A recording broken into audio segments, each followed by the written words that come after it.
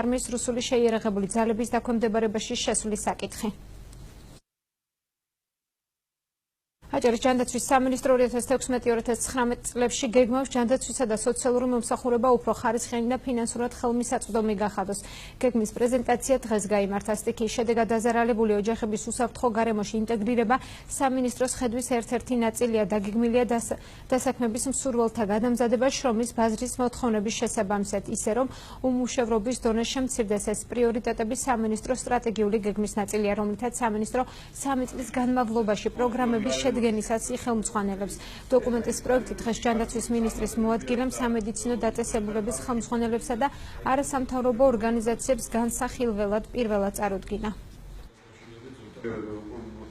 2016 წლის პროგრამებში დაახლოებით 4 მილიონით არის გაზრდილი პროგრამული ნაწილი თანხობრივად და დამატებულია როგორც ჯანდაცვის, ასევე სოციალური და ასევე ეკოლოგიური მიგრანტებისა და ეკოდაზარალებულების თვალსაზრისით მათი სოციალური ადაპტაციის და მათი საცხოვრებლის უზრუნველყოფის პროგრამები. პროფესიული გადამზადების პროგრამის უმთავრესი მიზანი დასაქმების ხელშეწყობასთან ერთად არის ამ მონაწილეებისთვის იმ პროფესიული და პიროვნული უნარჩვევების განვითარება, რომელიც სამომავლოდ მათ არა მარტო დასაქმებაში, არამედ კონკურენტუნარიანობის გაზრდაში დაეხმარებიან და დამოუკიდებლად შეძლებენ უკვე შრომის ბაზარზე და აკმაყოფილონ ის სტანდარტები, რომელიც მოთხოვნილი არის, იმიტომ რომ ვითარდება ბიზნესი, კერძო სექტორები.